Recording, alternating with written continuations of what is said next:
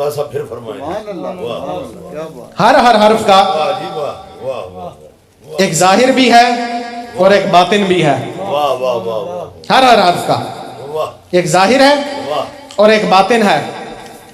کسی کو اللہ نے ظاہر دیا تو کسی کو باطن دیا. واہ جی واہ واہ. کسی کو ظاہر ملا تو کسی کو باطن ملا. لیکن کائنات میں واحد ذات ذات علی سیدنا علی المرتضیٰ مولا کائنات کی ہے جن کی جولی میں حضور نے سارا ظاہر بھی ڈال دیا اور سارا باطن بھی ڈال دیا. واہ جی واہ. سوا نعرہ حیدری، نعرہ غوثیہ، کامل پیر سرکار جی. سیدنا موسیٰ علیہ السلام جب حضرت خضر علیہ السلام کے پاس حاضر ہوئے تو خضر علیہ السلام نے فرمایا کہ کچھ علم آپ کے پاس ہے، واہ جی واہ. ضروری نہیں کہ وہ علم میں بھی لے لوں، ہائے ہائے ہائے ہائے. اور کچھ علم میرے پاس ہے، ضروری نہیں کہ وہ آپ بھی لے لیں. سب اماموں کے امام جن کے در سے ہزاروں امامت کو امامت ملی،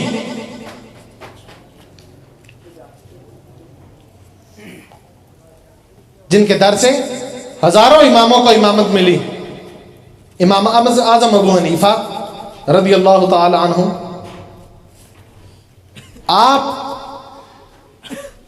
4000 اساتذہ کے شاگرد ہیں.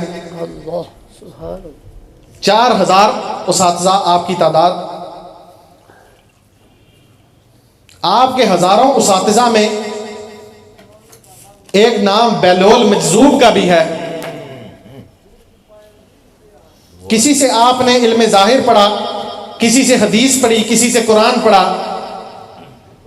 میں پوچھتا ہوں کہ بیلول مجذوب سے کیا پڑھتے تھے؟ واہ واہ واہ. بڑی بات جی بڑی. آپ کے ہزاروں اساتذہ میں ایک تعداد بیلول مجذوب کی بھی ہے. آخر بیلول مجذوب سے حضرت امام اعظم ابو حنیفہ کیا پڑھتے تھے؟ سبحان واہ سبحان. حضرت بیلول سے، بیلول دانا اللہ کے مجذوب ہیں. حضرت امام اعظم ابو حنیفہ نے حضرت بیلول سے سند عشق لی، سند معرفت لی اور سند طریقت لی.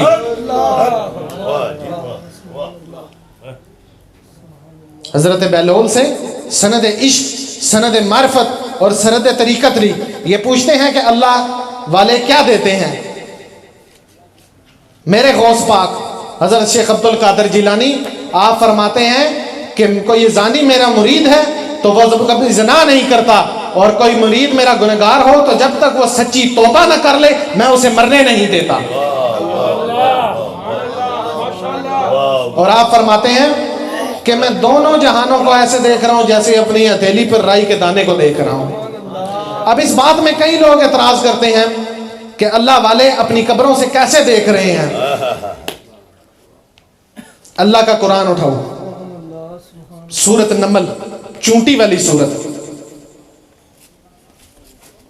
ایک چونٹی اعلان کرتی ہے، اپنی سہیلیوں کو کہتی ہے کہ اللہ کا نبی حضرت سلیمان آ رہا ہے، سب اپنے بلوں میں گھس جاؤ. اب قابل غور بات یہ ہے کہ چونٹی کو کیسے معلوم ہوا کہ 3 میل دور سے اللہ کا نبی حضرت سلیمان آ رہا ہے. وہ کہتے ہیں کہ جی اللہ جس کو دے دے، اللہ جس کو دے دے. میں آپ سے پوچھتا ہوں کہ اللہ چونٹی کو دے سکتا ہے تو غوث پاک کو نہیں دے سکتا؟ اللہ اگر چونٹی کو دے سکتا ہے تو حضرت غوث پاک کو نہیں دے سکتا؟ ایک دفعہ ایک شخص بغداد شریف کے گیٹ پر آ کر بیٹھ گیا.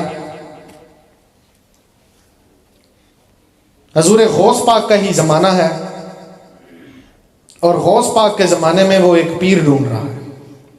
قابل غور بات ہے کہ غوث پاک کے زمانے میں وہ پیر ڈھونڈ رہا ہے. تو تھک ہار کر ہر طرف گھوم کر پریشان حال ہو کر بغداد شریف کے گیٹ پر آ کر بیٹھ گیا اور ارادہ کیا اپنے اللہ سے کہ اے اللہ، اس گیٹ سے جو پہلا شخص اندر آئے گا میں اسے اپنا پیر مان لوں گا. جو پہلا شخص اس گیٹ سے اندر آئے گا میں اسے اپنا پیر مان لوں گا. اب رات کا پچھلا پہر تھا. ایک چور چوری کے ارادے سے اپنے گھر سے نکلا اور بغداد کے جب گیٹ سے اندر ہوا تو اس نے ایک دم اس چور کے پاؤں پکڑ لیا اور کہتا ہے کہ آپ ہی میرے پیر ہیں، آپ ہی میرے مرشد ہیں، آپ ہی میرے پیر ہیں. اور اس نے کہا اللہ کے بندے چھوڑ، میں تو چور ہوں.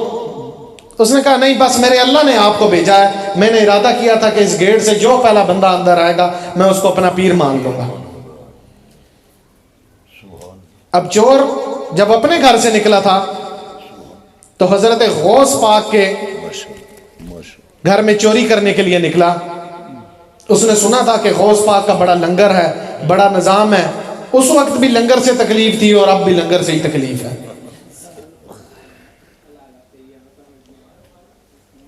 اس نے جب دیکھا کہ بڑا لنگر ہے، بڑا مجمع ہے، بہت مال خزانہ ہاتھ لگے گا، تو اس لیے وہ بغداد میں آیا.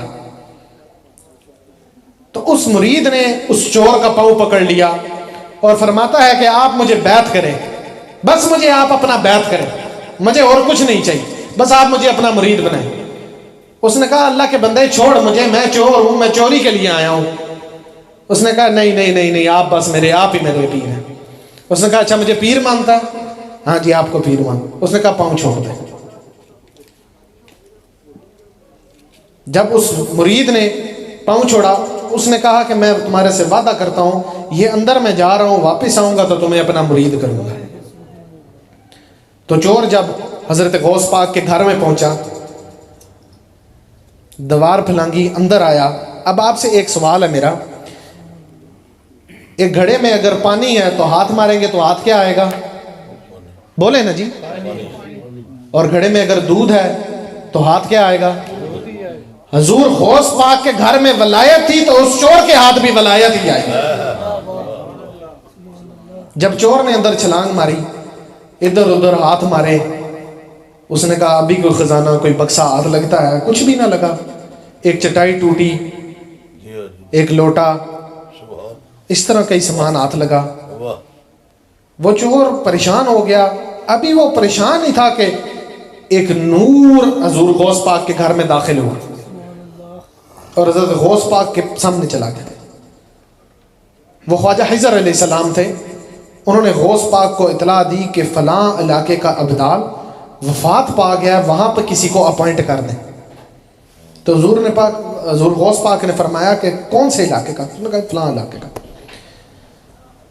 تو حضور غوث پاک نے خواجہ خضر علیہ السلام کو حکم دیا کہ وہ ایک ابدال بیٹھا ہوا ہے، اس کو پکڑ کے ادھر لے آؤ. تو وہ اصل میں چور تھا. اب چور نے بڑی چھڑانے کی کوشش کی لیکن ہاتھ خواجہ خضر علیہ السلام کا تھا تو چھوٹے کیسے؟ کسی عام بندے کا ہاتھ تو نہیں تھا نا، اللہ کے ولی کا ہاتھ تھا. تو حضرت خواجہ خضر علیہ السلام نے اس چور کا ہاتھ پکڑ کر حضور غوث پاک کے سامنے حاضر کر دیا. حضور غوث پاک نے پکڑ کر سینے سے لگایا اور ارشاد فرمایا کہ جا اب تو فلاں علاقے کا ابدال ہے. تو جب چور پیچھے مڑ کر نکلنے لگا تو حضور غوث پاک نے ہاتھ پکڑ کر روکا. وہ یاد ہے جس سے وعدہ کر کے آیا ہے مرید کرنے کا، اس کو جاتے ہوئے مرید کر کے جانا. اللہ کے ولی اپنی قبور میں بھی زندہ ہیں، وہ ہمیں سماعت بھی کر رہے ہیں، ہمیں دیکھ بھی رہے ہیں. پھر اس چور نے جو اب ابدال بن چکا تھا حضور غوث پاک کی نگاہ پڑھنے سے، اس نے اپنا وعدہ وفا کیا اور اس بندے کو بیعت کیا. اللہ پاک میری حاضری اپنی بارگاہ ناز میں قبول و منظور فرمائے. وآخر دعوانا ان الحمد للہ رب العالمین.